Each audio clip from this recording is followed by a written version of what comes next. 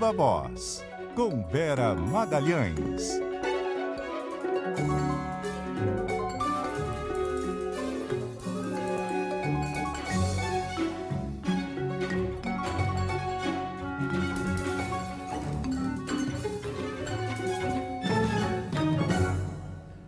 Vera. Oi, Sardenberg, boa tarde para você, para o Leandro, para todo mundo que nos ouve e nos assiste. Boa tarde, Vera. Vera conosco nas nossas telas, nas nossas diversas telas, cbn.com.br, Globoplay, YouTube. Vera, nosso assunto é a relação do presidente do Senado e presidente do Congresso Nacional com o governo. Pacheco andou derrubando, o presidente do Senado, do Congresso, o Rodrigo Pacheco, andou derrubando aí umas medidas que representavam uma boa grana para o governo federal. E acabou de atrasar mais aí um pacote de 15 bilhões de reais, né? Exatamente. Via o seu principal aliado, né, Sardenberg, eles sempre jogam juntos, que é o senador Davi Alcolumbre. Isso foi feito na CCJ, que é presidida pelo Alcolumbre, que por sua vez está ali só guardando lugar para suceder o Pacheco na presidência do Senado no ano que vem. Então, o Davi Alcolumbre alegou uma questão regimental, que ele facilmente contornaria, porque ele tem ali uma ingerência bem grande sobre a pauta da CCJ, para adiar a discussão de um projeto que permitiria ao governo antecipar um crédito extraordinário, portanto, ter 15 bilhões a mais para gastar. E isso vem nesse momento em que o Senado, principalmente, está muito contrariado com a decisão do governo de ir ao Supremo alegar a inconstitucionalidade da desoneração da folha de pagamento de 17 setores da economia e da contribuição previdenciária de municípios até 156 mil habitantes.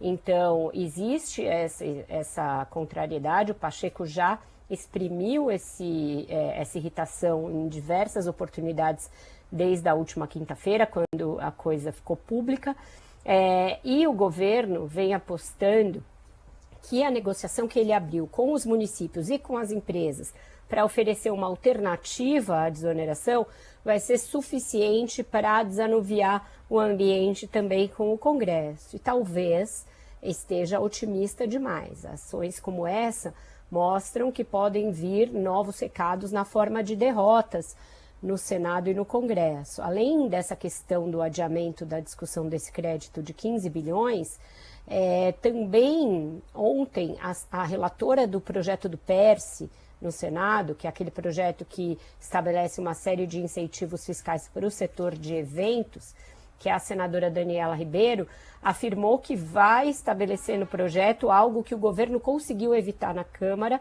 que é a correção dos benefícios pela inflação. A relatora da Câmara, a deputada Renata Abreu, tentou colocar isso na última hora, lá no plenário, e aí o governo, por meio do Ministério da Fazenda, fez perceber que isso estava fora do acordo que tinha sido selado, e o Arthur Lira endossou o acordo que tinha sido feito, então ela não colocou. Isso implica aí alguns bilhões a mais do que o governo quer despender com esse projeto. Pelo governo já teria sido extinto esse benefício, mas nessa queda de braço o governo cedeu, perdeu muito, mas evitou perder tudo. E o que está se avizinhando aí é a possibilidade de o Senado fazer o governo perder mais do que perdeu na Câmara. E ontem eu fiz uma longa ronda aí perguntando se o governo via essa possibilidade de mudanças no projeto do PERSE como uma revanche, uma vingança do Senado e, portanto, do Rodrigo Pacheco. E todo mundo ficou tentando evitar essa leitura. Não é esse o clima não está assim e tal, e apostando na negociação com os setores. Mas agora, as últimas notícias que chegam do Senado mostram que está longe de haver uma paz, longe de haver uma concórdia aí entre o Executivo e o Pacheco, e que, portanto, sim, podem vir novas derrotas aí no horizonte. Você falou da correção monetária. O ponto que vai pegar aí no Senado é essa correção monetária, né, do programa do PERSE, né? São 15 bilhões de reais e seriam 5 bilhões ao ano, né, por 3 anos. Se você pegar 5 bilhões e meter a inflação desse ano, por exemplo, para o ano que vem, são mais ou menos uns 200 milhões de reais. Vezes 3 anos, dá 600 e tantos milhões de reais, que seria enfim, renúncia fiscal a mais, né? Exatamente, e é algo que o governo não quer nem ouvir falar, porque por ele já teria sido encerrado em dezembro de 2023 esse programa.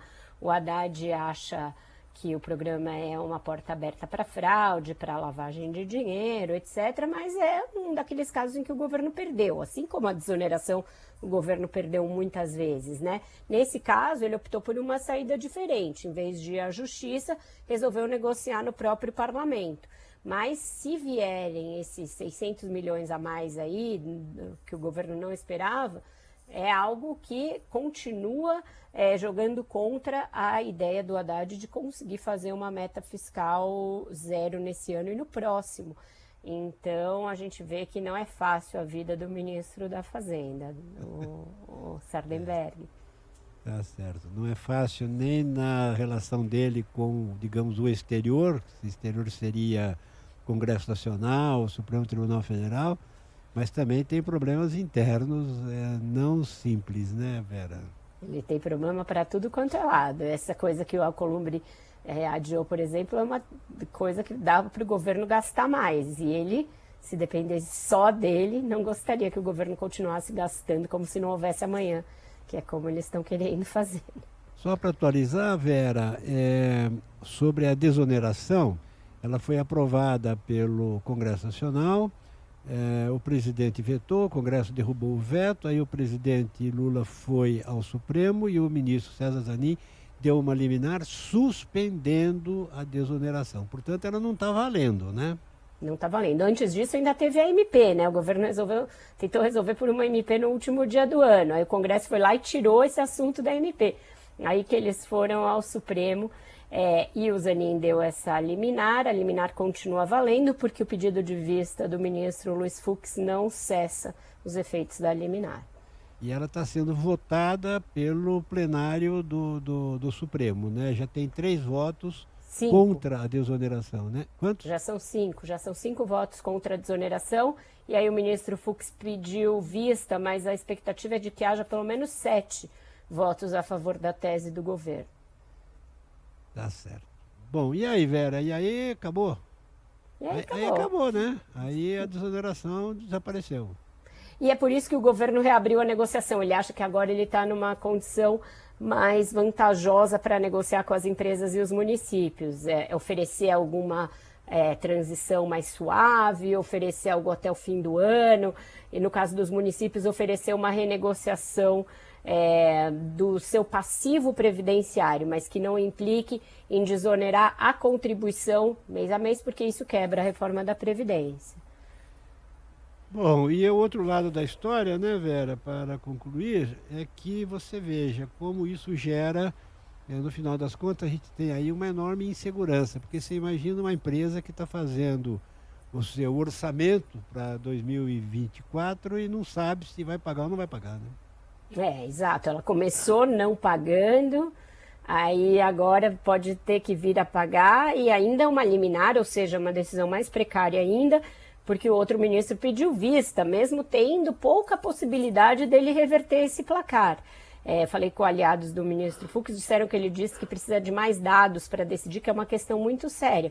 Mas com isso fica vigorando uma liminar que é sinônimo disso que você falou, né? Insegurança jurídica, porque é uma decisão provisória. Vera Magalhães, muitíssimo obrigado, Vera, e até amanhã ou até quarta? As duas coisas. Não, até amanhã, estou trabalhando no feriado e até hoje ainda, tem Viva Voz mais tarde. Aqui meu nome é trabalho, o dia do trabalho é só no trabalho. Meu nome é trabalho. Vera, obrigado, Vera. Até. Tchau, tchau. Até mais, um ótimo jornal para vocês. Tchau, tchau.